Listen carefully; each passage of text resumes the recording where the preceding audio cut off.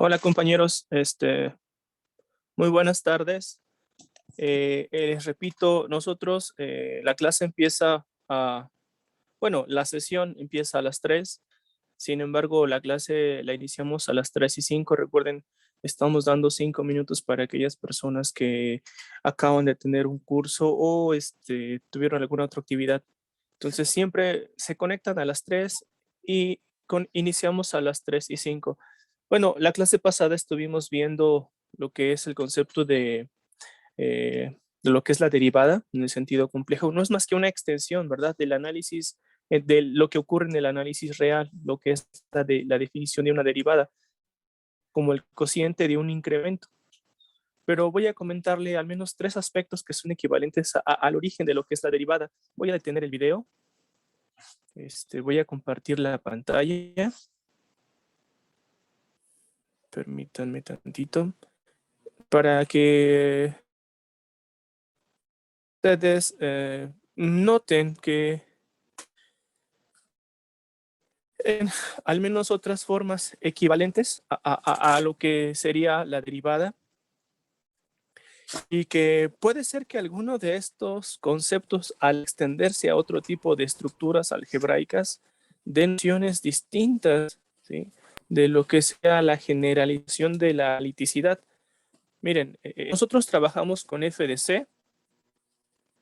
Perdón, creo que se desconfiguró.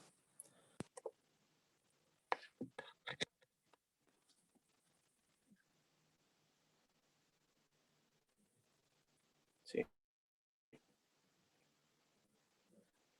perfecto, se había desconfigurado.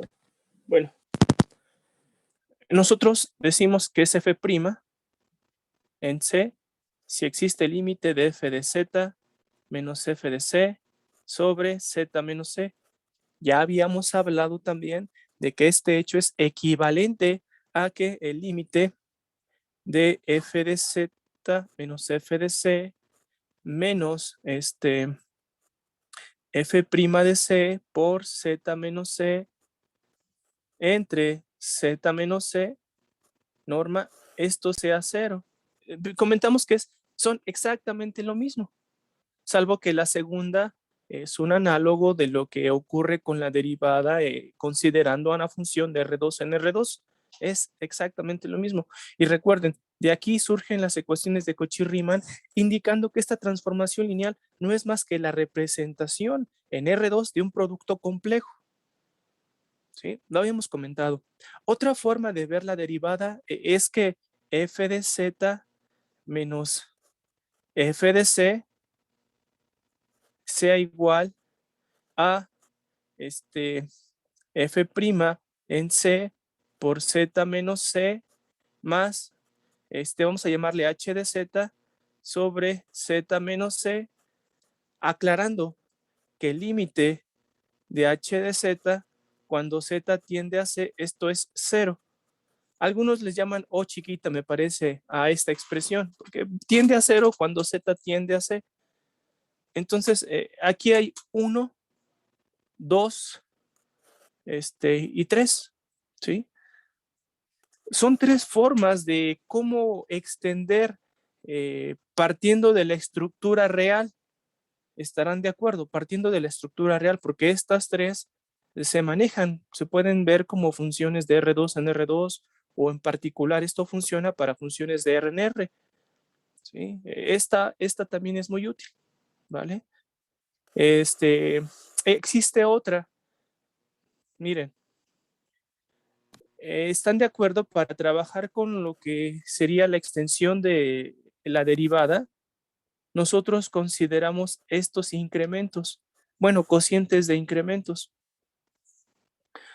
Sin embargo, recordarán que si f tiene una primitiva, en el caso de las funciones analíticas, cualquier función analítica tiene una primitiva. En una vecindad de C siempre tiene una primitiva, recordarán las series, ¿sí? Entonces imagínense que G es la primitiva.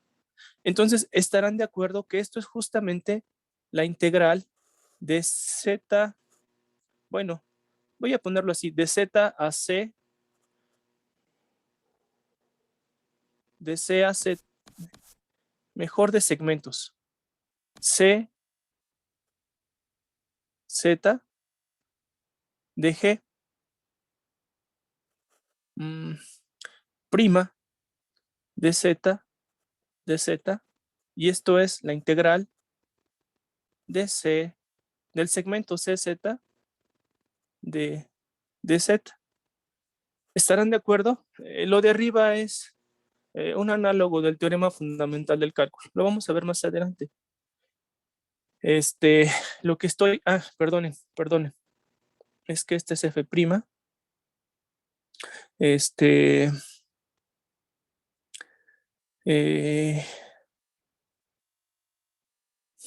¿Cómo sería aquí? Es f'.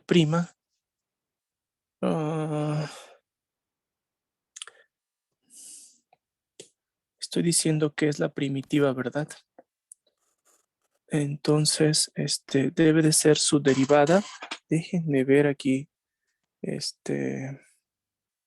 No tiene que ser su primitiva, sino su derivada. Espérenme, entonces debe de ser así. Debe de ser así. Recuerdo un poco de este análisis, ahorita les comento un poco. Debe de ser f', me parece. Entonces no es g, disculpen. Debe de ser f', ¿vale? Debe de ser f'. Bueno, ¿qué se concluye de todo esto? Esto es el segmento que une a C con Z. El segmento que une a C con Z. En el numerador, esa diferencia se puede ver como la integral de una función, ¿sí? De una función. Abajo ocurre exactamente lo mismo. ¿Qué está pasando aquí? Prácticamente el cociente de una diferencia que se asocia a lo que es la derivada está dado como el incremento de una función h sobre el incremento de dz en un segmento cz y aquí es cz. Entonces vean, para poder describir propiedades de la derivada o generalizar lo que sería la derivada para otras estructuras, se reduce a analizar un cociente de integrales. Y hay teoría que trabaja con cocientes de integrales. Existe toda una teoría, ¿sí? En lugar de trabajar con lo que es la derivada, esta otra teoría describe propiedades que se obtienen propiedades de cocientes de integrales de este tipo. Claro, aquí hay que aclarar que h tiene que ver con la derivada de una función, pero es la generalización, Entonces, es otra manera de cómo a partir de un cociente, de un cociente de incrementos, reescribiéndolo de otra forma, pues miren, ahora es un cociente de integrales. Prácticamente esos incrementos que ustedes están viendo, pues son integrales para otro tipo de teoría y existen resultados que describen teoría de funciones con este tipo de resultados. Es decir, el límite cuando z tiende a c, que exista, llámenle L, ¿sí? O no sé, no recuerdo la notación con respecto a h, pero no es su derivada, ¿sí? Es otra expresión. Y esto tiene que ver profundamente con la derivada si estamos viendo el cociente de incrementos. Entonces, esto lo comento porque ustedes ven conceptos, sin embargo, lo que conviene ya cuando están a nivel de investigaciones, si se puede ver de diferente forma, cuántas equivalencias existen. En mi caso, como me especializo en análisis hipercomplejo, que es de varias dimensiones, cuál de estas generalizaciones está asociada a qué teoría, puede existir una nueva línea de investigación, puede existir un nuevo espacio de funciones si ocurre eso, dependiendo de las distintas equivalencias. Sí, aquí surge una nueva teoría. Bueno, ya está descrita, ¿vale? Bueno, vamos a ver, nos quedamos aquí, me parece. Estábamos viendo la derivada, ¿sí? Las propiedades de la derivada, pues la derivada de un producto, ¿sí? La derivada de un producto, la derivada de un cociente, la derivada es lineal. Si la función es derivable, entonces es continua en el punto en donde sea derivable. La definición más importante que nosotros manejamos es que es una función analítica o holomorfa, es aquella que es continuamente diferenciable. Es decir, que tiene su primer derivada y esta derivada es continua. Eso es para nosotros una función analítica, que existe la derivada y esta es continua. Para las funciones analíticas, pues, tenemos un espacio complejo, un espacio lineal complejo. ¿Por qué? Si tengo una analítica, la multiplico por una escalar alfa y la sumo con una analítica G, pues eso va a ser analítica. Estas operaciones son cerradas en nuestro conjunto de funciones analíticas. Producto, además tenemos otra propiedad, producto de funciones analíticas es una analítica, cuando el denominador no es cero en nuestro dominio, podemos definir el cociente y de esta manera el cociente de analítica sería analítica y la derivada está dada por esta regla. Entonces, más que grupo, tenemos un anillo, ¿sí? Un anillo. Nuestras funciones analíticas equipadas con la suma y producto de funciones se comporta como un anillo, porque hay un producto y una suma. Claro, no, en la suma hay que, no, más bien en el cociente es donde uno debe de tener cuidado. Con respecto a las demostraciones de estos hechos, no los voy a comentar porque si ustedes recuerdan sus cursos, las demostraciones son análogas al caso en una variable real. Estamos trabajando con campos, ambos tienen normas, ¿sí? Entonces, los cálculos son muy parecidos. Con respecto a la regla de la cadena, tenemos que si una función va de G mayúscula a C y otra función va de omega a C, de tal manera que la imagen de G bajo F, G mayúscula, está contenido en omega, podemos hablar de la composición, de esta composición.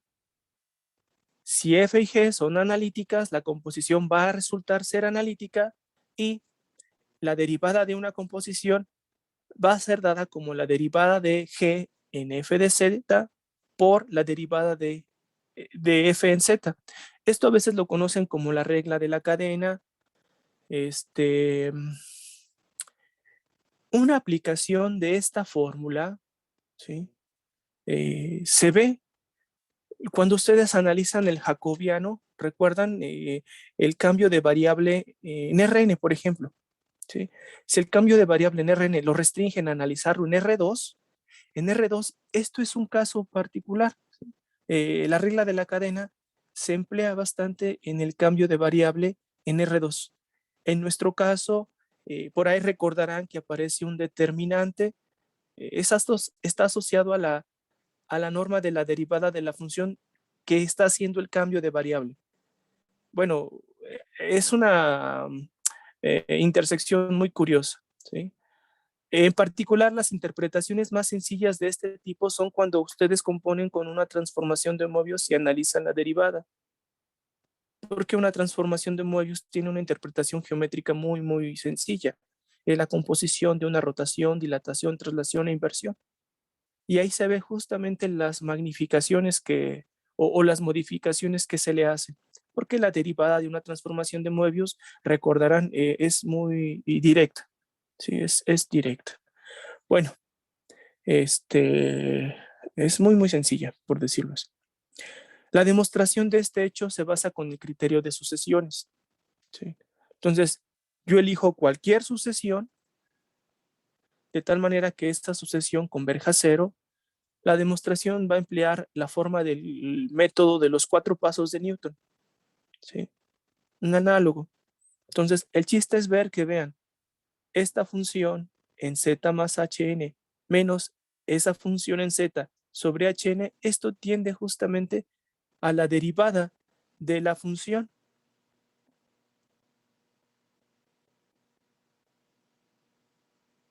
Bueno, ese límite existe y si existe, recordarán, se denota así. Entonces, lo único que estamos haciendo es emplear el criterio criterio de sucesiones para ver que eso va a ocurrir. Pero vemos distintos casos. Los distintos casos se deben. ¿Me están oyendo? Se conectó el. Sí, No, sí, se escucha. ¿sí me Sí, oyen? se Ah, escucha qué bien, bueno. profe. Gracias, es que me indica que se conectaron los otros audífonos. Bueno, muchas gracias. Entonces, vean, cuando usan el criterio de, de sucesiones, hay que tener cuidado. Porque si estas imágenes, ¿sí?, bajo F de estos puntos coinciden para una cantidad finita, como nosotros trabajamos en límites, pues despreciamos cantidades finitas y no me importa lo que pase para 1000, no me importa lo que pase para 1,000,000, como es una cantidad finita, considero que a partir de cierto índice, estas ya son distintas, ¿sí? Y eso conviene mucho para este análisis porque lo único que hago es que divido entre la diferencia de estos porque son distintos y multiplico por la diferencia de estos. Al hacer esta operación, prácticamente ya terminamos porque esto va a converger a la derivada de g en el punto f de z. Y esta otra expresión va a converger a la derivada de f en z. Ahí estamos usando la continuidad de f, ¿estarán de acuerdo? Porque si hn tiende a 0, entonces todo esta es una sucesión que converge f de z. Entonces, ese análisis es rápido, siempre y cuando exista una cantidad finita de términos en donde estos sean distintos para que nos permita dividir y multiplicar por su diferencia y ya ver directamente la separación, el producto de estas dos derivadas. Ahora, ¿qué ocurre si es el mismo para una cantidad infinita de n's? Miren, como es el mismo para una cantidad infinita de n's, prácticamente ya no nos preocupemos porque justamente al hacer la derivada de f en z, estarán de acuerdo que nos va a dar 0. Porque esto ocurre para una cantidad infinita de n's. Es decir, les estoy diciendo que este límite va a existir.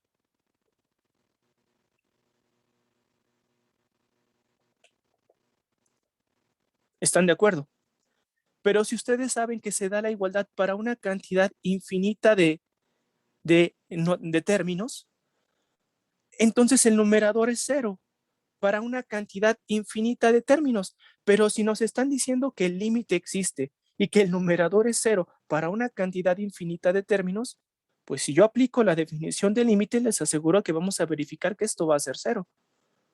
¿Sí? Esto va a ser 0.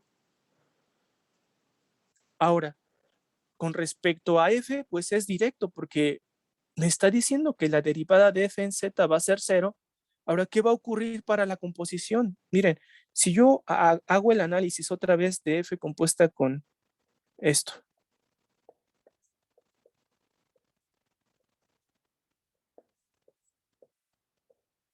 El inciso A y el inciso B que van a ver adelante me va a decir que el límite existe. Sin embargo, aquí ya podemos decir si existe, ¿qué va a ocurrir? Miren, si este límite existe, cuando n tiene infinito, ¿qué ocurre? Una cantidad infinita de estos términos coinciden con esto. Por lo tanto, aplicar f, pues resulta que una cantidad infinita de términos coinciden con estos. En el numerador hay una cantidad infinita de ceros. Lo que va a ocurrir es que este límite va a ser 0. Y prácticamente aquí ya no hay otro razonamiento. Como este es 0, pues eso quedamos que es g compuesto con f' en z, y esto es igual. Honestamente no me importa cuánto valga este número, este no me importa. Sé que existe y no me importa, porque a fin de cuentas se multiplica por lo que sí vale 0. Y se da la igualdad. ¿Sí? Y se da la igualdad. Entonces vamos a comentar brevemente inciso A, inciso B, que es el análisis de que este límite sí existe independientemente de qué caso se dé. Existe ese límite y va a ser 0, porque ya de antemano estamos viendo que la derivada de f en z va a ser 0. Bueno, entonces,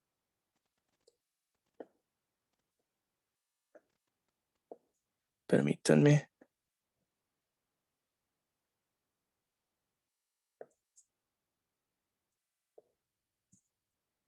Ok, entonces miren, si tenemos que las imágenes son iguales en una cantidad infinita de términos, separamos. Llamamos hn igual a ln, pero donde son iguales, ¿sí? Donde son iguales. Y es una cantidad infinita de términos. De aquí se va a deducir que como son iguales y es una cantidad infinita de términos, estarán de acuerdo, estoy trabajando con una subsucesión. Para esa subsucesión, el límite en particular existe y estamos dándonos cuenta que va a ser 0. Para esa subsucesión, el límite existe y va a valer 0. Entonces, aquí está ocurriendo lo que les comentaba para esa subsucesión. En el inciso B, si Hn es igual a Kn, solo veremos el caso en que estos son diferentes, ¿sí? ¿Y qué ocurre si esto pasa para una cantidad infinita de términos? Porque si ocurre para una cantidad finita de términos, estarán de acuerdo. Pues trabaja con el inciso A, ¿sí? Cantidad finita de términos es despreciable.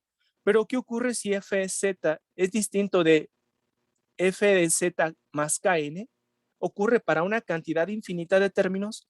Pues por el caso 1, estoy trabajando con esta subsucesión, ¿sí? Le denotamos así, la subsucesión. Y para esta subsucesión se va a dar, porque es precisamente el caso 1, donde multiplicamos y dividimos por una diferencia que nos conviene y nos daría este límite y este otro. Miren, en conclusión, en cálculo 1 ustedes vieron un método de, creo que le llaman barajada. Es decir, ¿qué ocurre si para una sucesión pasa que el límite es de cierta expresión es L y para otra sucesión el límite es también L? ¿Qué ocurre si ustedes barajean? No recuerdan si se ve en cálculo 1, si yo considero una sucesión alternando de cualquier forma términos de xn con términos de yn. Lo que llego es una nueva sucesión de tal manera que el límite de cierta expresión va a ser L. ¿Sí? Es lo que está pasando aquí. En este caso, si estas convergen a L y estas convergen a L, al barajearlas, al acomodarlas, pues me da L. Visto de manera recíproca, yo tengo una sucesión, llámele xn, ¿sí? La separo en dos subsucesiones. Una subsucesión xnk me dice que esta subsucesión va a converger a L. Y la otra subsucesión separada, los términos que restaron, ¿sí? Los términos que restaron, llámenle nk, también converge a L. Entonces, se estarán de acuerdo por la barajada, por lo que se ve en cálculo 1, que la sucesión original debe de converger a L. Entonces, es por esto que el límite, ¿sí? El resultado de ambos casos es que cuando n tiende a infinito, el límite izquierdo va a existir y nos va a dar la derivada de la composición en z, mientras que el resultado que estamos viendo a la derecha es el producto de las derivadas. Bueno, en ambos casos, pues prácticamente uno concluye esto, ¿sí? Con respecto a la derivada, veremos la notación. Esto me parece que ya lo había comentado. Si a z lo denoto como x más y, a f como u más ib, pues f de z sería esta su notación, pero visto como una función definida en un dominio de R2 a R2, esta sería la expresión correcta, ¿sí? Ahora, la derivada, recuerdan, es el límite cuando h tiende a 0. Si h lo elegimos un número real, recuerdan, al elegir h un número real, eso nos va a dar la parcial con respecto a x. Y aquí está abajo el análisis, ¿sí? Si h es el número real r, miren lo que aparece aquí. Este paréntesis no va. Lo que aparece ahí, lo que se demuestra o lo que se ve ahí es que si yo empleo esta notación como una función de dos variables reales definidas en un dominio en R2, como R es un número real, solamente afectaría la primer componente, ¿sí? Hagan de cuenta, esto prácticamente sería el límite de U de X más R, coma, Y menos U de X, Y, coma, B de X más R, Y, menos B de X. Ya estoy haciendo la resta entrada por entrada, ¿no? Y todo sobre R. ¿Estarán de acuerdo? Esa es la parcial de U con respecto de X y la parcial de V con respecto de X. Por eso tan solo lo dejamos como parcial de U con respecto de X, parcial de V con respecto de X. Ahora, ¿dónde aparece la I? La I se debe a que esta notación es en R2. ¿Recuerdan el cambio para ir de R2 a C? Pues la notación adecuada es A más IB, corresponde de manera unívoca a la pareja ordenada A, B. ¿Sí? Entonces, eso es precisamente. Ahora, ¿por qué se da esta otra igualdad? Bueno, es que ahora a H, lo elegí sobre el eje Y. Es decir, en realidad H ahora es de la forma I por R, donde R es un número real que converge a cero, ¿sí? Que tiende a cero, mejor dicho. Y tenemos esta expresión. Recordarán que aparece 1 entre I. 1 entre I no es más que menos I. El inverso multiplicativo de I es menos I. Ya está aquí este denominador. Denominador, por decirlo así, es menos I. Y lo que se muestra aquí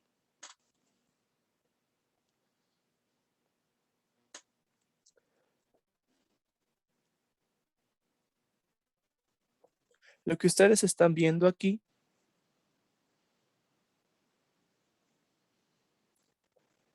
vamos a interpretarlo como componentes. Esto, miren, esto sería menos I. Voy a omitir la palabra límite, pero imagínense que está el límite en cada una de las entradas. Sería U de X, Y más R, menos U de X sobre R, y luego aparecería V escrito de la misma forma. Imaginen que ahí está la palabra límite, aquí está límite cuando R tiende a cero y algo parecido para la otra componente.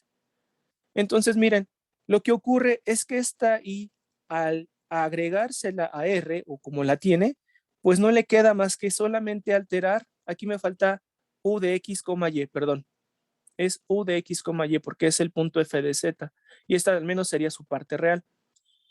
Bueno, lo que notamos es que en realidad es un cociente de incrementos, pero R únicamente está afectando la segunda componente. Esto es por definición la parcial de U con respecto a Y. Por eso ustedes, regresamos acá, por eso ustedes están viendo que es menos I veces la parcial de F con respecto a Y, porque el mismo fenómeno se presenta en la parte real, en la parte imaginaria, perdón. De aquí lo que obtienen es una igualdad. Es decir, si la función es analítica, en el punto C se debe de cumplir que la parcial de F con respecto de X en Z debe de ser exactamente menos I veces la parcial de F con respecto a Y en Z. Y si recuerdan, cuando comentamos un operador diferencial, el operador de Cauchy-Riemann, el operador de Cauchy-Riemann es un medio de la parcial con respecto de X más I veces la parcial con respecto a Y. Como F es analítica, el límite F' se puede calcular en cualquier dirección. Eso da pauta a esta ecuación diferencial parcial. Y esa ecuación diferencial parcial es equivalente a que nuestra función sea un cero del operador de Cauchy-Riemann. ¿Sí? De hecho, creo que platicamos un poco. Miren, voy a comentar de nuevo, no sé si lo platiqué del todo. Entonces, aquí surge ya el operador de Cauchy-Riemann. Y se puede ver de manera recíproca. Déjenme borrar esta parte. Bueno, no. Creo que puedo ampliar. Sí, puedo ampliar. Entonces, ya tienen el operador de Cauchy-Riemann.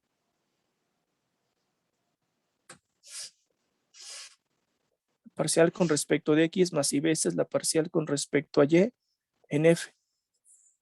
Ahora, algunos se preguntan, ¿este medio qué facultad tiene? Bueno, el un medio se agregó para hacer más bonita la notación. El un medio no es indispensable. Alguien quiere quitar un medio, quítelo. No afecta ese un medio para razonamientos estructurales. Miren, el un medio está por lo siguiente. Así se define el operador de Cauchy-Riemann. Entonces el operador derivada se define como un medio y es el conjugado complejo del operador de arriba. si se dan cuenta, a la hora que ustedes toman una función analítica, se va a hacer 0 arriba. El hecho de que la expresión que está arriba se haga 0 significa que la parcial con respecto de x es menos y veces la parcial de f con respecto a y. Esas dos expresiones son iguales. Vean, aquí aparece menos la parcial de y veces la parcial de f con respecto a y. Y yo les comenté que eso es justamente la parcial de f con respecto de x. Como la expresión de arriba es 0, ya que nuestra función es analítica, lo que resulta es que la expresión de abajo nada más es la parcial con respecto de x de f. Claro, nos daría 2, ¿sí? Nos daría 2 y se anula con este 1/2. Por eso está este 1/2, para que al calcular la derivada de f con respecto a z o aplicar el operador derivada a f, nos da la parcial con respecto de x. Pero ¿quién es la parcial con respecto de x? La derivada, ¿sí? Entonces, ese 1/2, la única función que tiene es que al considerar el conjugado del operador de Cauchy-Riemann, el conjugado complejo, nos dé el operador de derivación. Es decir, si yo aplico la derivada de f con respecto a z en esta notación, que no es más que una generalización de la notación de Leibniz, me da la derivada, ¿sí? Y es conveniente y es agradable a la vista. Por eso se emplea el 1/2. Sin embargo, hay muchas teorías que no consideran ese 1/2, solamente está de adorno, ¿vale?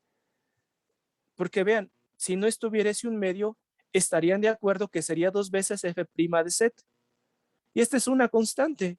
Las constantes no afectan, en nuestro caso, a razonamientos o propiedades de nuestra función. De la integral sale, de la derivada sale, de los límites sale, ¿vale? Bueno, ahora, no sé si ya se los platiqué. Si ya se los platiqué, pues creo que me van a contestar. Acaban de ver que si f es analítica, voy a verlo así, en un dominio, entonces estarán de acuerdo. F está en el kernel del operador de Cauchy-Riemann, ¿sí? Y además la derivada no es más que aplicar el operador de derivada con respecto a z a f, ¿vale? Tendríamos esto. Tan solo hemos visto la implicación, ¿sí? La implicación. Ahora, ¿cuál sería el recíproco? Una aclaración. De antemano nosotros ya estamos trabajando con funciones de clase C1, ¿sí? De clase C1. Es decir, las parciales de f existen y son continuas. La parcial con respecto de x y la parcial con respecto a y. Eso se establece cuando uno aplica este operador. Los operadores diferenciales por lo regular se aplican a funciones de clase C1, ¿vale? Y nuestra función holomorfa también es una función de clase C1 porque tiene derivada y es continua. Entonces, una aclaración, nosotros solamente trabajamos con funciones de clase C1 hasta ahorita. Bueno, ahora vean, ¿por qué ocurre el razonamiento recíproco? Pues el razonamiento recíproco va a ocurrir ya que si f está en el kernel del operador de Cauchy-Riemann, de aquí surgen las ecuaciones de Cauchy-Riemann. De ahí surge justamente, si ustedes hacen el cálculo, es decir, escriben a f como u más ib y al operador de Cauchy-Riemann lo escriben como un medio de la parcial con respecto de x más y veces la parcial con respecto a y. Si ustedes hacen esto y le igualan a 0, la parte real y la parte imaginaria les van a dar las dos ecuaciones de Cauchy-Riemann que se requieren. De hecho, es equivalente. Las ecuaciones de Cauchy-Riemann son equivalentes a que u más ib sea un 0 del operador de Cauchy-Riemann. Es exactamente lo mismo.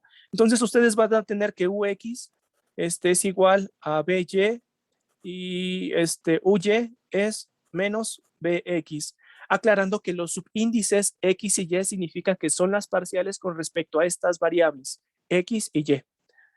Bueno,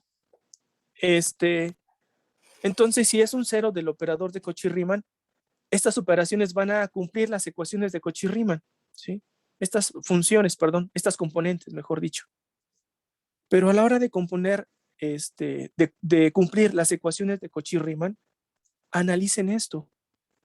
F de Z menos F de C menos F' de C por Z menos C sobre Z menos C. Pregunta. Si aquí yo elijo F', ¿cuál sería su representación matricial? Y esa representación matricial representaría al producto. ¿Y este límite a dónde tendría que ir? Primera pregunta. ¿Qué representación matricial eligen para esta transformación lineal? ¿O cuál debe de ser? Sería como el jacobiano, ¿no? UX. El jacobiano. Menos B. Exacto, el jacobiano. UX, BX, perdón, UY, UY, BX y BY. ¿Están de acuerdo? Es el jacobiano, porque estoy viendo a F como un análisis de R2 en R2. Estoy de acuerdo, es el jacobiano, y ahí sí, si yo anoto el jacobiano, estarán de acuerdo que sí me da 0, sin problema, porque eso lo vimos en teoría de varias variables reales. Pero ahora vamos a emplear las ecuaciones de Cauchy-Riemann. Las ecuaciones de Cauchy-Riemann nos están ayudando mucho. ¿Por qué? Porque las ecuaciones de Cauchy-Riemann me dicen, ¿qué crees? Esta es menos b de x, y esta es BY. u de No. a ver, permítanme, creo que me estoy equivocando, permítanme. Si esta es menos b de x y esta era b de x, menos u de Menos y. UY. Ya sé, me conviene, es que puedo cambiar como quiera, pero me conviene cambiar. Creo que ya se dieron cuenta. Quiero escribir esta matriz para que sea la representación matricial de un qué. De un número complejo. Exacto, del producto por un complejo. Exacto, entonces aquí sería menos b de x, que es uy. Acá dejo, sería, pues aquí sí es b de x. No sé qué es, permítanme tantito. Ya está, aquí sí es. Es que arriba sé. como que es UX menos BX, BX y BY. Permítanme, no me deja escribir, permítanme, no sé qué.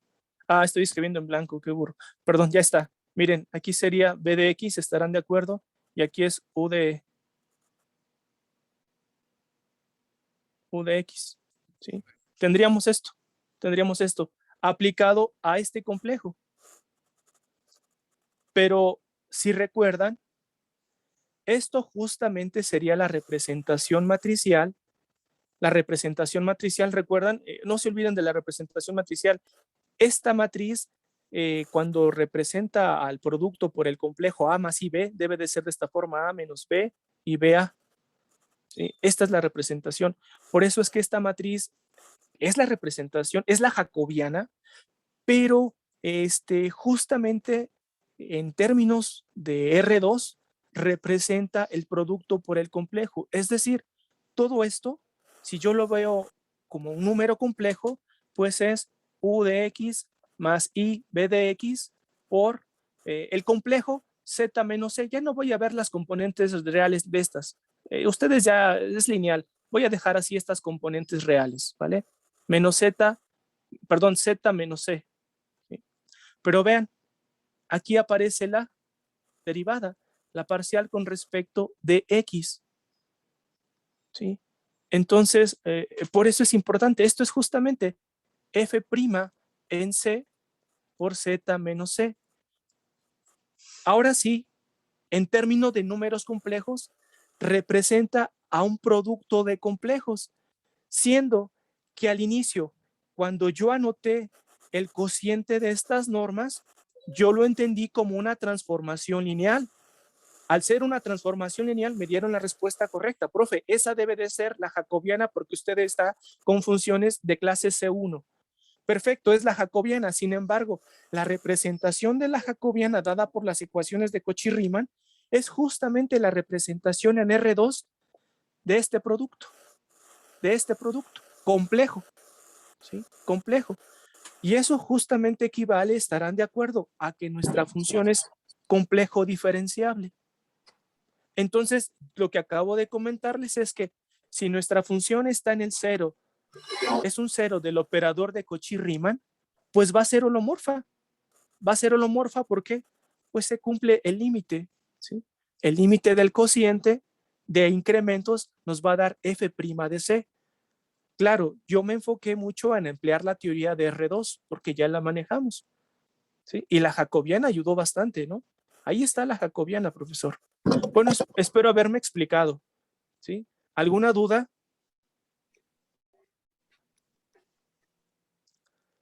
No. No. Ok. Ok, dejen ver porque a veces me escriben en el chat. No. Muy bien, no hay dudas. Perfecto. Entonces, miren, pregunta. Entonces, la teoría de funciones holomorfas se puede ver como los ceros del operador de Cauchy-Riemann, ¿sí? Los ceros del operador de Cauchy-Riemann, permítanme tantito. Ya está. Son ceros del operador de Cauchy-Riemann. Voy a emplear otra mejor, otra página. Creo que ya les había hecho este análisis o esta pregunta, pero pues estamos viendo la derivada. Miren, entonces las funciones holomorfas en un dominio pueden verse como los ceros del operador de Cauchy-Riemann y su derivada pues va a ser el operador de derivación, ¿sí? Ya sabemos la forma en cómo están dados estos operadores complejo diferenciales. Entonces, si yo invierto estos razonamientos con respecto a los operadores, es decir, que ahora me interese el cero de los operadores de derivación y llamo ahora derivada, pero a la aplicación del operador de Cauchy-Riemann. ¿Recuerdan cómo se llama esa teoría de funciones? Creo que se los platiqué. Antiholomorfas, Sí, exacto. sí. Antiholomorfas, sí la platiqué, ¿verdad? Sí, Sí, al perfecto. principio. Perfecto. Esto del operador de Cauchy-Riemann, no sé si venga en el Conway, pero en el Alfors viene, ¿sí? En el Alfors viene. Otra cosa, de aquí surge, ¿por qué los operadores diferenciales? Porque pues operadores lineales complejos tienen su propia teoría, se le llama teoría espectral y se analizan los operadores lineales complejos con bastante herramienta. Por eso conviene ver a las funciones como un cero de un operador lineal complejo. Es un operador diferencial, pero es un operador lineal complejo. Porque la teoría de operadores tiene bastantes resultados que da pauta para describir más propiedades de las funciones holomorfas. Ahora, otra parte importante de los operadores es que aquí, mediante esta identidad que también seguro les platiqué, aparece algo importante. Esta identidad nos dice, bueno, puede ir, recuerden, voy a ponerlo así, me conviene así. Al aplicar f, en la parte izquierda me da 0, en la parte derecha me da 0. Una aclaración, esto no es un producto, es una composición de operadores. Claro que como la esencia de estos operadores es compleja, al trabajar parte real y su parte imaginaria es como si se hiciera un producto, ¿sí? Entonces, esa identidad de arriba, recuerdan, justamente entrelaza lo que es una función compleja con las funciones armónicas conjugadas.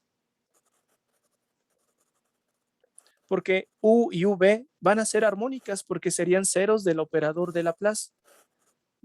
Una aclaración, una función armónica está definida en R2, en nuestro caso, y tiene valores reales. Por eso, si ustedes le quieren llamar a F armónica, tengan cuidado. A veces le llaman armónica compleja, pero armónicas únicamente son aquellas funciones real valuadas y son conjugadas porque cumplen las ecuaciones de Cauchy-Riemann. Entonces, de aquí de los operadores diferenciales, esta identidad es fundamental para el estudio de algunos aspectos de la física. Por ejemplo, los que han leído sobre el operador de Laplace aparecen en la ecuación de calor, la ecuación de onda, el electromagnetismo ni se diga. El operador de Laplace es útil porque describe y aparecen varias ecuaciones diferenciales asociadas a distintos, creo que a los 4, que son el gravitacional, electromagnetismo, la nuclear fuerte y la nuclear débil. Son los 4 tipos de energías o campos, ¿sí?, de fuerza importantes. Bueno, es lo que recuerdo, ¿vale?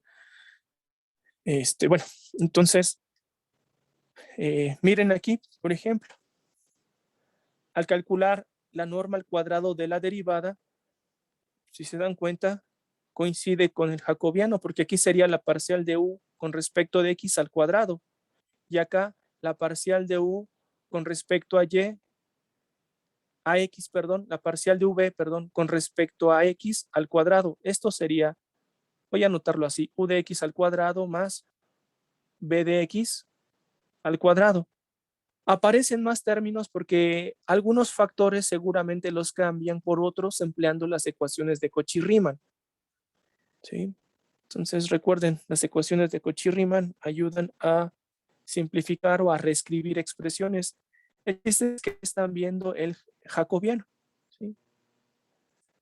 Bueno, aquí vamos a dejarle, ¿sí? Aquí vamos a dejarle porque vamos a jugar. Enseguida les voy a pasar la clave de Kahoot. Recuerden, tenemos pendiente un repaso de la teoría anterior y me gustaría ver sus respuestas. Ingresen a la plataforma Kahoot. Son las indicaciones que vienen en un PDF que les envié. ¿Sí?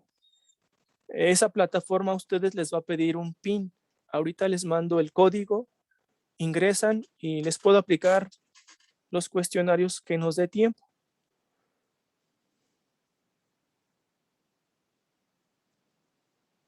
Vamos a ver primer cuestionario. Espero aplicarles 2, ¿vale?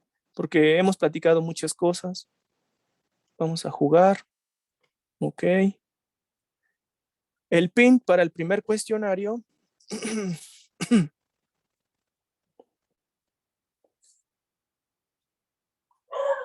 es 98 52 80. ¿Sí? 98 52 80.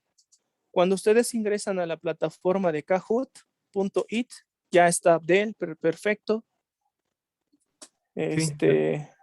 Andrick ya está, Elisa ya está, muy bien. Sí, ya me registraron. Ya se registraron, aquí aparecen en la lista. Kahoot me agrada porque me da todos los estadísticos, es decir, cuánto se tardaron, un porcentaje de su asertividad, cuáles no contestaron, me da un buen estadístico, en qué preguntas tuvieron problemas. Por eso me agradó el programa, ¿vale? Entonces, Jorge ya está. ¿Cuántos somos? ¿Cuántos somos? Ustedes son 5, ya estamos los 5. Perfecto. Mientras según menos. yo también ya ingresé, profe. Sí, ya te vi, Dante. Okay. Perfecto, ya estás. Muy bien, ¿eh? Muy bien. Entonces vamos al primer cuestionario. Esto va a ser esto vamos a hablarlo al rato, ¿sí? Esto es un breve resumen. Cuestionario, perfecto. Bueno, cada pregunta, el asunto es el siguiente. Ustedes van a ver una pregunta y 4 respuestas asociadas a 4 distintos colores que son justamente los que van a ver en su pantalla. Den clic al color asociada a la respuesta que ustedes crean correcta. ¿Sí? Espero haberme explicado. Miren, Sí. primer pregunta.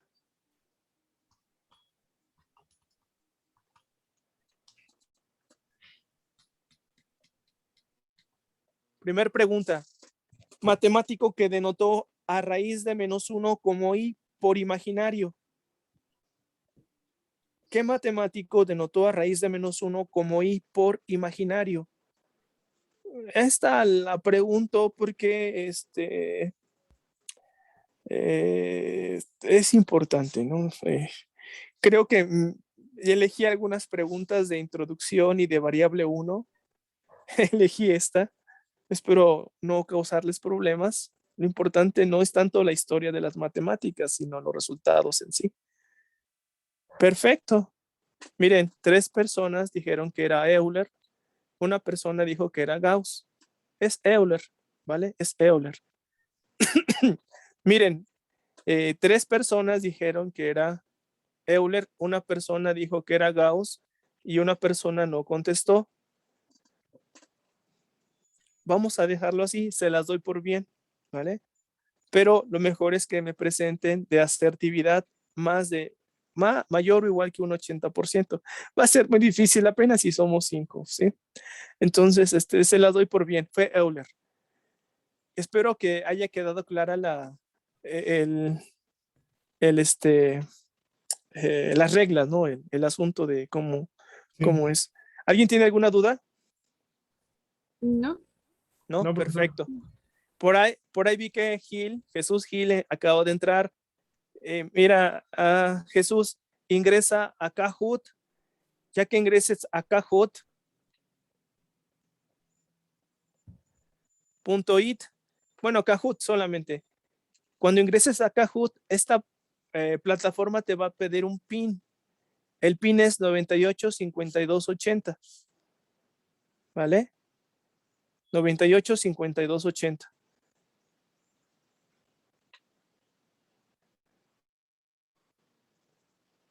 Dejen ver si sí está Jesús. Ya estás, Jesús. Déjame ver. Es que ahorita no puedo, no me dice que hayas accesado, pero en el momento en que yo Sí, corra la siguiente pregunta. Estoy abriendo, gracias. Sí. Perfecto. Perfecto. Entonces vamos a esperar un poco en lo que Jesús ingresa a la plataforma. Yo honestamente espero aplicarles 2 cuestionarios porque hemos platicado de bastantes cosas y me gustaría saber pues si ha quedado claro o no, y tan solo esta es la manera en cómo tengo para saber, ¿sí? Porque preguntarles es difícil preguntarles, es más fácil en persona. Bueno, Jesús, espero ya te hayas incorporado.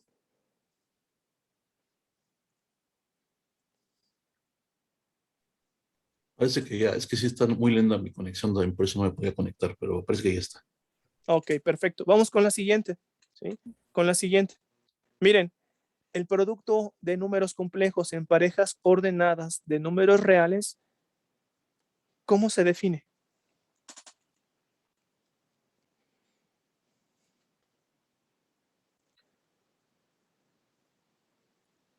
Tienen 30 segundos a partir de ahora para contestar.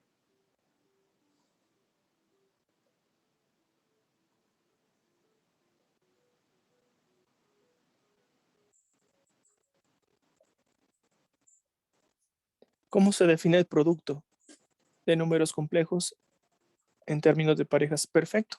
Muy bien. Es el inciso B, ¿verdad? La i cuadrada aparece aquí, dándonos el -1.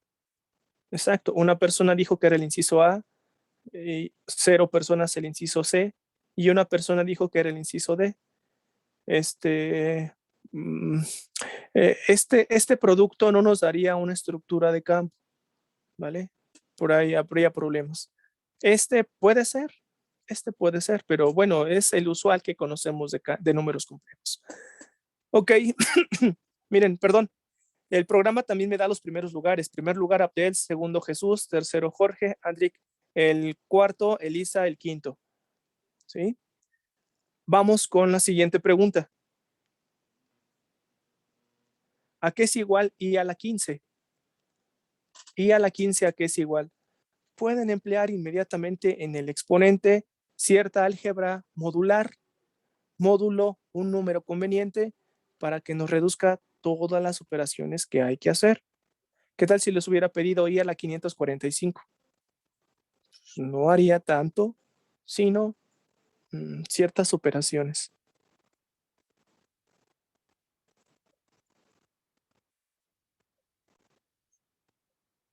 ¿A qué es igual I a la 15? ¿Qué pasó, compañeros? Solamente contestaron 2. Recuerden, I a la 0 es 1, I a la 1, I al cuadrado es menos 1, I al cubo es menos I cuarta de nuevo es 1, I quinta. Entonces, el chiste es que los exponentes se pueden simplificar empleando en estos el álgebra modular módulo 4. Es decir, I a la 15 va a ser igual a I al residuo de dividir 15 entre 4. Porque si hacen esa división, lo que de residuo, justamente 15 va a estar relacionada con el residuo, porque esa diferencia va a ser divisible entre 4. ¿Sí? Recuerden las propiedades del álgebra modular. Entonces, la respuesta correcta es menos I. ¿Sí? Menos I. Porque el residuo, ¿estarán de acuerdo? El residuo es 3. El residuo es 3 y I a la 3 es menos I. Espero que haya quedado claro. Si alguna vez tienen que calcular I a la 945, apliquen álgebra modular en el exponente y se evitan muchos problemas, porque el comportamiento es periódico. ¿Sí? Bueno, ok. Ya se equivocaron en esta. Tienen derecho solamente a fallar en otra, porque si se equivocan en 3, ya esto me dará a entender que no han ganado todavía ese punto de participación.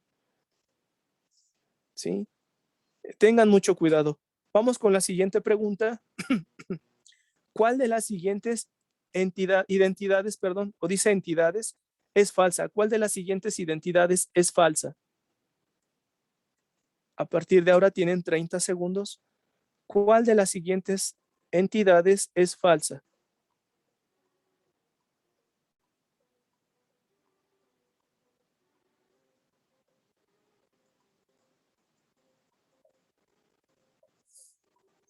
¿Qué debe de decir identidades, verdad?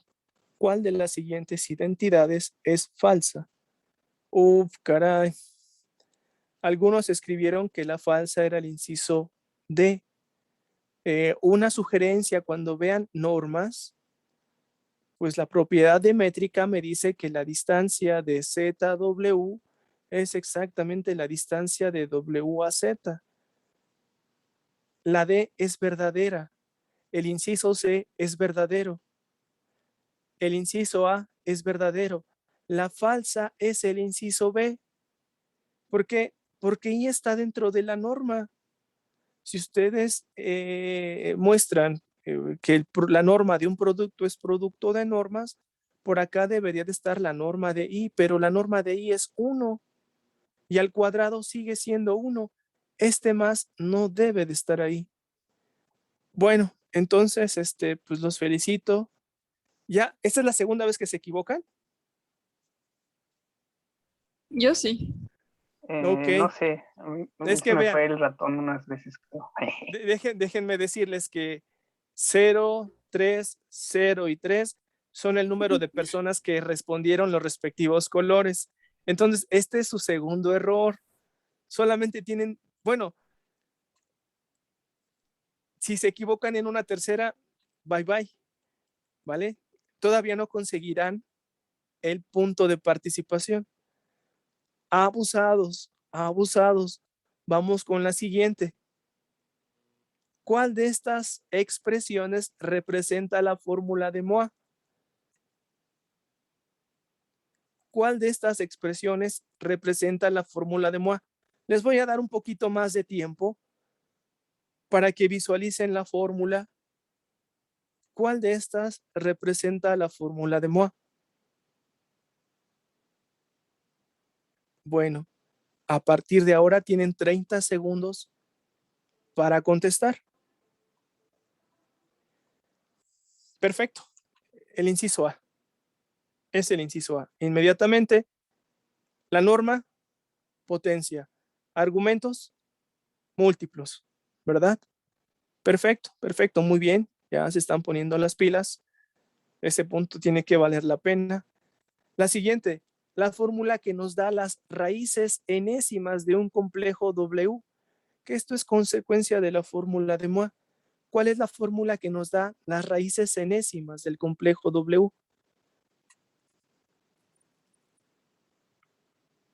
Les voy a dar un poquito de tiempo para que analicen. ¿Sí? ¿Cuál es la fórmula que nos da las raíces enésimas? Que es un poquito, estarán de acuerdo, el procedimiento inverso a la fórmula de Moa. La fórmula de Moa nos da las potencias. Este nos da las raíces.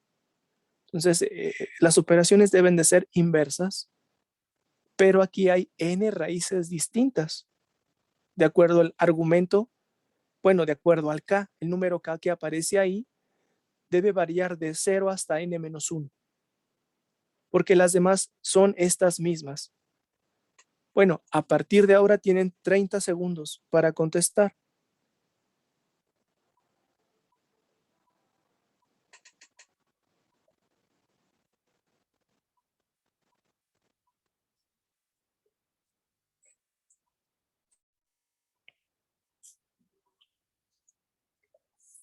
Perfecto, es la 6.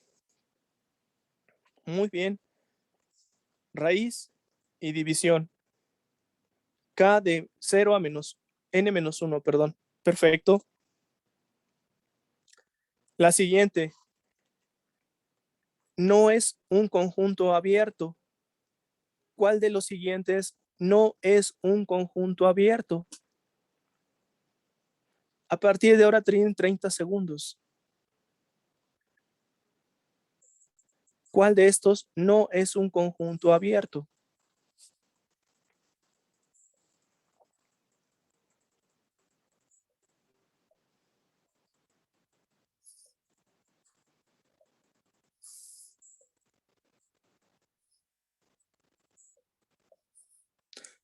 Perfecto.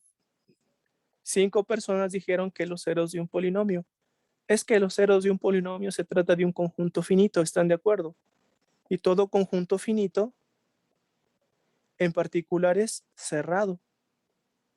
Entonces los ceros de un polinomio no son un conjunto abierto. El inciso A es abierto porque la desigualdad estricta da pauta para crear un épsilon adecuado y verificar que el conjunto del inciso A es abierto. Las desigualdades estrictas, por experiencia, recordemos, nos dan pauta empleando, me parece que la propiedad arquimediana, y podemos encontrar un radio adecuado a un punto y verificar que ese conjunto es abierto. Bueno, está bien, van bien, van bien. No hay problema. Vamos con la siguiente pregunta. Vean, ¿cómo se definió el interior de un conjunto? ¿Cómo se definió el interior de un conjunto? A partir de ahora tienen 30 segundos. Es tan solo la definición. Analícenlo bien. El interior, perdón, ya iba a dar la respuesta. El interior de un conjunto.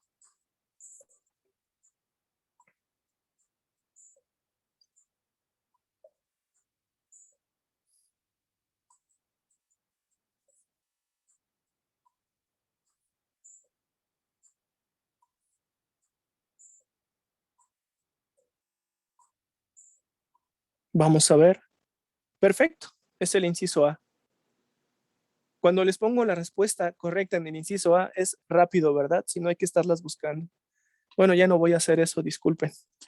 Vamos con la siguiente, ¿vale? Vamos con la siguiente. Vean, dados dos conjuntos, ¿cuál de las siguientes identidades es falsa? ¿Cuál de estas 4 identidades es falsa? que la cerradura sea el complemento del exterior, que la frontera sea la cerradura menos el interior, que la cerradura sea la intersección de los cerrados que contienen a A, o que la cerradura de la intersección sea la intersección de cerraduras. ¿Cuál de esas identidades es falsa? A partir de ahora tienen 30 segundos.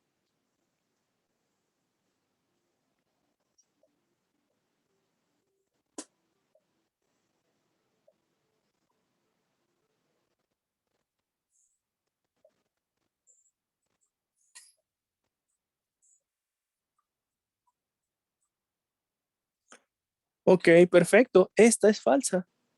Esta es falsa. El inciso A es correcto. El inciso B es correcto. El C es correcto. La falsa es el inciso D. Por ejemplo, eh, el usual, ¿no? Un segmento y un segmento. ¿Estarán de acuerdo? Si intersecto el segmento A con el segmento B, la intersección es el vacío. Pero al analizar la cerradura, se agregan los puntos extremos, se agregan los puntos extremos, se agregan los extremos. La intersección va a ser este punto. Y la cerradura de este punto es el mismo, que es distinto del vacío. ¿Vale? Entonces, la falsa es el inciso D. Vamos con la siguiente pregunta. Vean, ¿cuál de estos conjuntos es un conjunto conexo?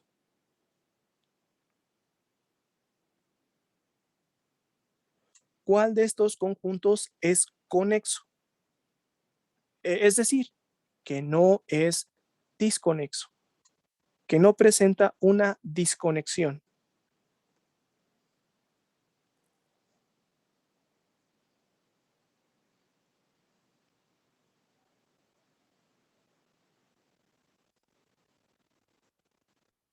A partir de ahora tendrán 30 segundos.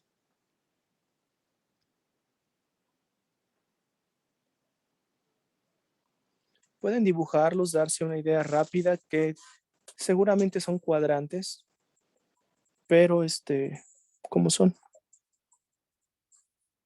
¿Cuál de estos es un conjunto conexo?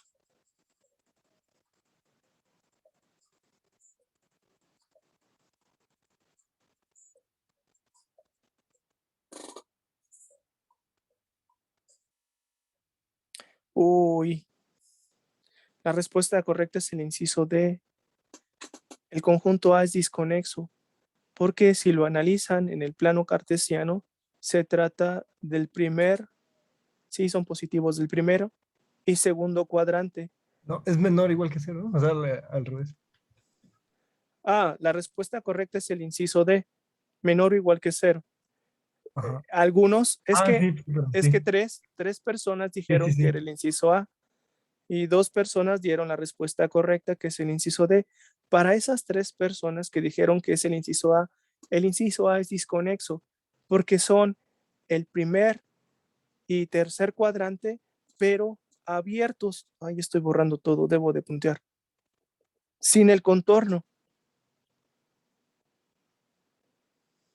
Es decir, el conjunto en el inciso A es la unión de 2 abiertos, ajenos. Es el primer cuadrante abierto y el tercer cuadrante sin su frontera abierto.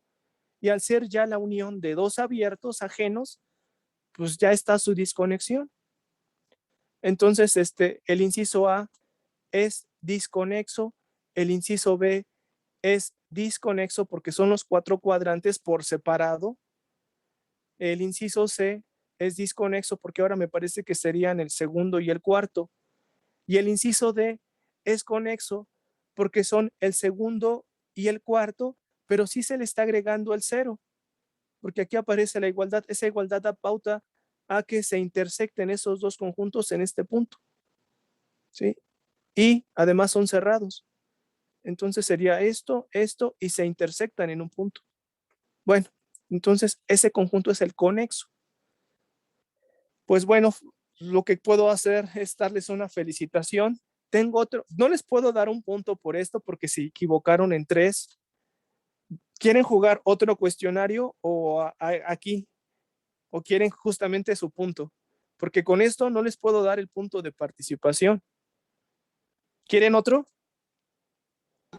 Divide el punto en 6, profe. No.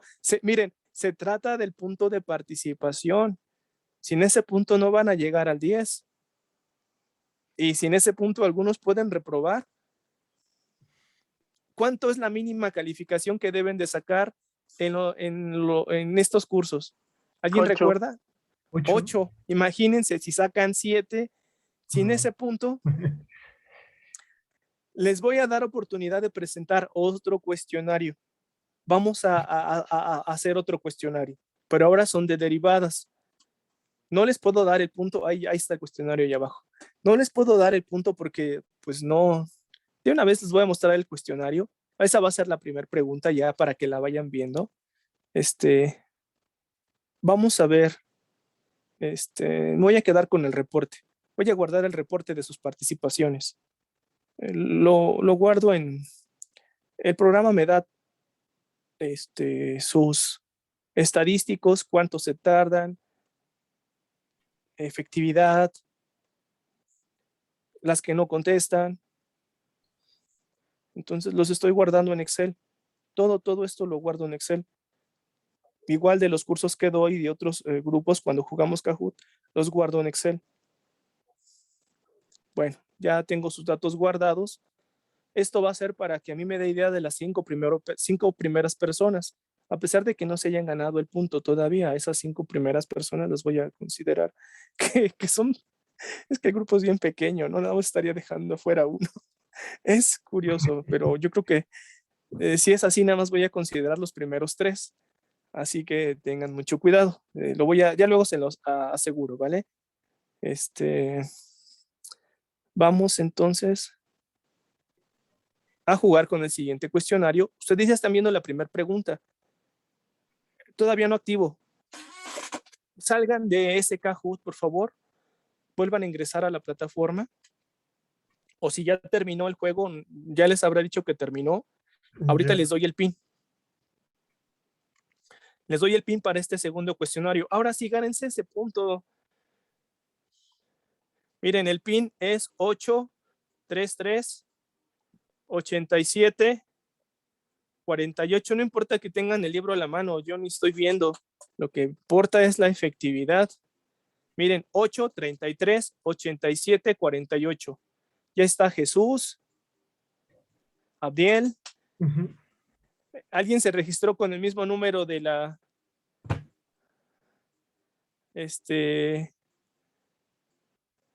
Dejen ver quién se... Es que alguien anotó en lugar de su nombre, volvió a repetir esta clave.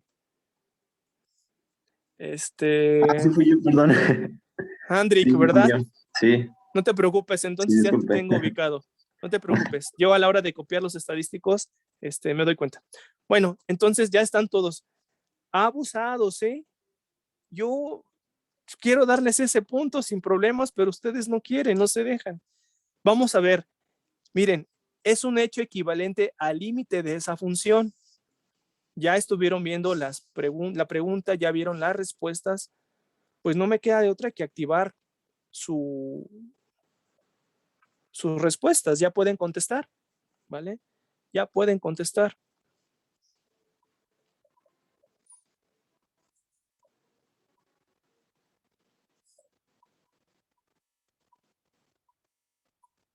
¿A qué se equivoca? Perfecto, muy bien. Todos el inciso A. Esto es la caracterización de límites por sucesiones, por medio de sucesiones. Cualquier sucesión que converja a Z0, sus imágenes forman una sucesión que converge a L. Exacto. Esa es la caracterización por sucesiones. Esta no, porque en realidad el inciso B y el inciso D deben de ir juntos para que sean equivalentes a este límite. El inciso C no puede ser porque existe. Ese cuantificador no funciona. Debe de ser para cualquier. Perfecto, muy bien. Vamos con la siguiente. Vean, F es continuo en Z0, sí, solo sí. ¿Qué ocurre? Es continuo en Z0, sí, solo sí. ¿Qué debe de ocurrir?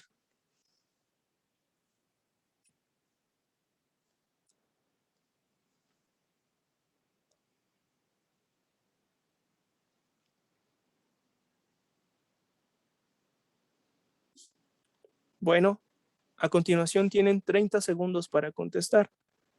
¿Es continua en Z0? Sí, solo sí que.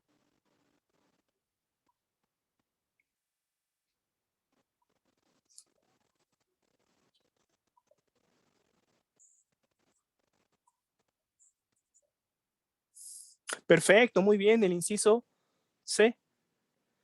Para cada épsilon existe un delta de tal manera que si Z dista de Z0 en menos que delta, F de Z dista de F de Z0 en menos que épsilon. Perfecto, muy bien, muy bien. Ahora sí ya nos estamos entendiendo. Les voy a poner la siguiente pregunta. Vean, F es continua en D. Sí, solo sí. Es una caracterización, ¿verdad? De la continuidad en un conjunto. F es continua en D. Sí, solo sí. ¿Qué va a ocurrir?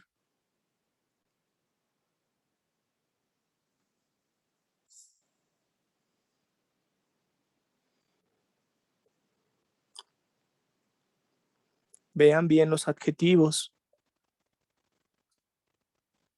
A partir de ahora tienen 30 segundos para contestar.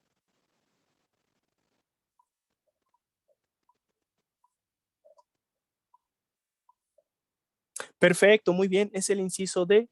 La imagen inversa de un abierto es un abierto relativo a D.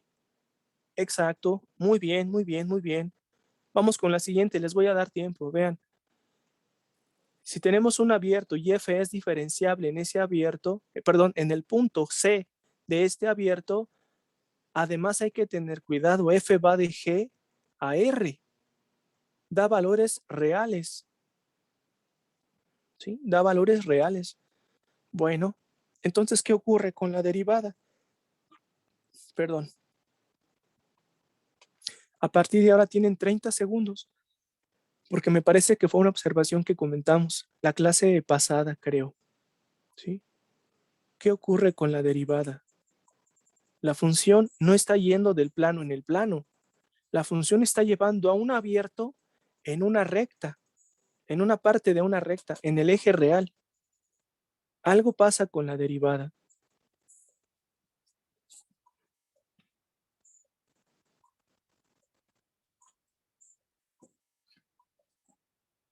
Uy, no. Es que vean. Si la función da valores reales, me parece que habíamos hecho este análisis.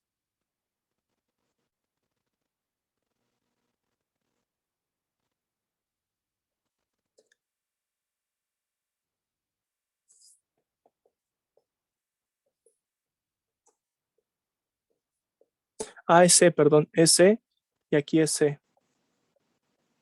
Miren, como F da valores reales, este es un real menos otro real. Supongan que H es un número real que tiende a 0. ¿Estarán de acuerdo? Esto me va a dar la derivada de F en C cuando H tienda a 0 porque es un número real. Y vean, la función da valores reales. Arriba es una diferencia de reales entre un real. Esto va a estar en los números reales. Ahora, ¿qué ocurre si en lugar de H yo escribo IH y aquí también escribo IH? Como es F, una diferencia de valores de F, esto va a ser un número real y abajo ya no es un real, abajo es un complejo puro. Es decir, todo esto estaría en I por R y sigue siendo la derivada porque quedamos que ese límite existe independientemente H cómo lo elija para tender a 0. Entonces vean, es un número que está en R y que está en IR. La intersección es el número 0. Por eso es que la respuesta correcta es el inciso B.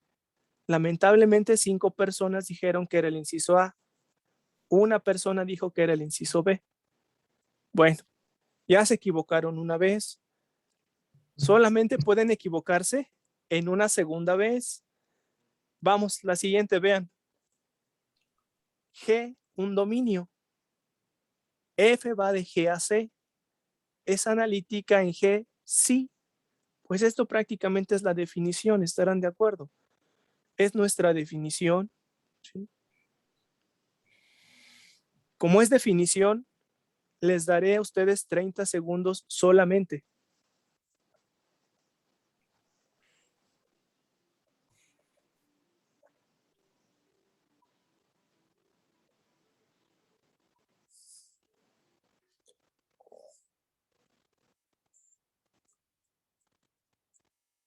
Perfecto, muy bien. Que exista la derivada y que ésta sea continua, que no se nos olvide. No basta con que exista la derivada.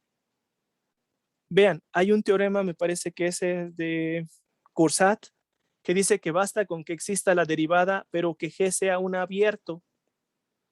Si existe la derivada y G es un abierto, en automático se verifica que la derivada esta es continua. Vean, se pide menos requisitos, pero yo dije un dominio, sin embargo les aclaré que era la definición. Más adelante se va a ver ese resultado. Bueno, va bien hasta ahorita. Vamos con la siguiente pregunta. Son las ecuaciones de Cauchy-Riemann, justamente de las que hablamos. ¿Cuáles son las ecuaciones de Cauchy-Riemann? Hay que observar bien, no se equivoquen. Hay demasiadas variables que a mí me da pauta a combinar una cantidad considerable, ¿vale? Son prácticamente 4 elementos, X, Y, U y V. Entonces me parece que puedo combinar 4 factorial. Bueno, no me acuerdo si es 4 factorial, pero es un número considerable.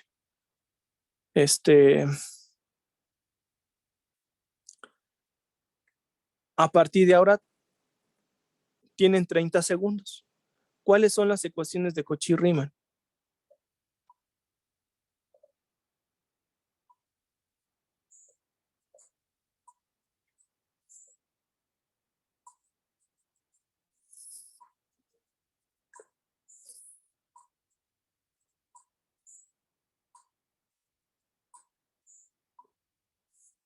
Perfecto, es el inciso A. 4 personas contestaron. ¿Qué ocurrió con las otras 2? De todos modos, no se preocupen. Este programa me dice quién no contestó.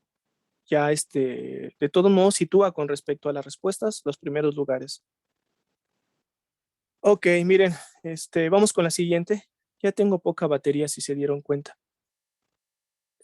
Si la derivada es distinta de 0, ¿cuál es la interpretación geométrica de f en una vecindad de C? La interpretación geométrica. Como es, ya lo vimos, no sé si lo comentamos. Yo creo que aquí le voy a dejar porque siguen preguntas que no hemos comentado. Espero recuerden, ¿vale? La interpretación geométrica es muy sencilla y es con respecto a la derivada.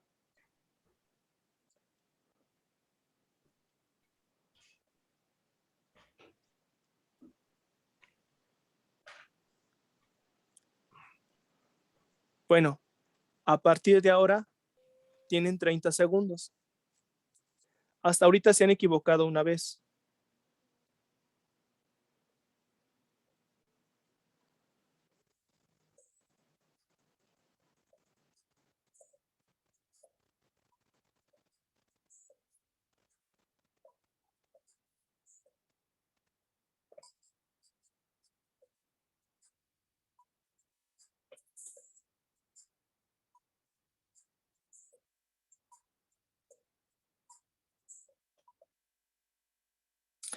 Oh, ¿qué pasó? Una persona dijo que era inciso A, 2 personas, inciso B, 3 personas, inciso A. Yo hice mucho énfasis, es que la interpretación se da por medio de la derivada. Entonces es la dilatación un factor, la norma de F', y la rotación, argumento de F'. ¿Sí? Miren, hasta aquí le dejamos. Aquí le dejamos. Para mí solamente han cometido un error. La próxima clase vamos a seguir trabajando con esta plataforma. Les voy a hacer preguntas. Las otras 3 o 4 o 5 que falten, porque creo que son 12 preguntas, ya no tienen derecho a equivocarse, ¿vale? Esto de la interpretación geométrica de la derivada incluso se emplea bastante en sistemas dinámicos complejos. Esta área es empleada para describir los comportamientos de fenómenos estocásticos, ¿sí? En donde incluso se presenta algunos fenómenos raros como el caos, ¿sí? Aquí le vamos a dejar porque ya tengo poca batería y estoy conectado a los audífonos. Bueno, Pues me gustaría saber sus comentarios sobre esto. Les estoy Pues dando está poco tiempo. entretenido. Es mucho Interesante, siento que estoy jugando maratón, el de juego de mesa. Sí. Pues pero sí, jugándome porque puntos de la materia. sí, eso es lo malo. Estamos aquí con ese punto porque alguien puede sacar 7 y pues necesitan mínimo 8. Por eso son complicados los cursos de maestría o de doctorado porque la mínima, como lo dijeron, es 8. Entonces sí es un juego, sin embargo, pues vamos a hacer todo lo posible para que todos se lleven ese punto. También tengan cuidado, voy a analizar bien si son los 5 primeros o los 3 primeros. Pues es que nada más son 6, sería dejar a uno fuera y pues eso no es justo, mejor que queden fuera 3, ¿no? Bueno, entonces nos vemos, compañeros, que tengan muy Oiga, buena profe, tarde, pero hasta si luego. vimos eso de la interpretación geométrica, yo sinceramente No, no no recuerdo que lo... lo hemos visto. Solo ok, ya decía yo. lo dejé un extra, no Ah, lo ok. hemos visto en clase, pero lo vemos la próxima. También por eso le dejo aquí y ya no voy a contar más. Nada más considero que tuvieron un error. Este error de la interpretación geométrica de la derivada lo platicamos luego. Y de hecho les voy a platicar algo de sistemas dinámicos por si también les interesa. Bueno, Ok. compañeros, nos vemos. Hasta luego. Gracias, Ok, profesor. Gracias, buen día, profesor. hasta luego. Hasta luego. Luego, nos vemos.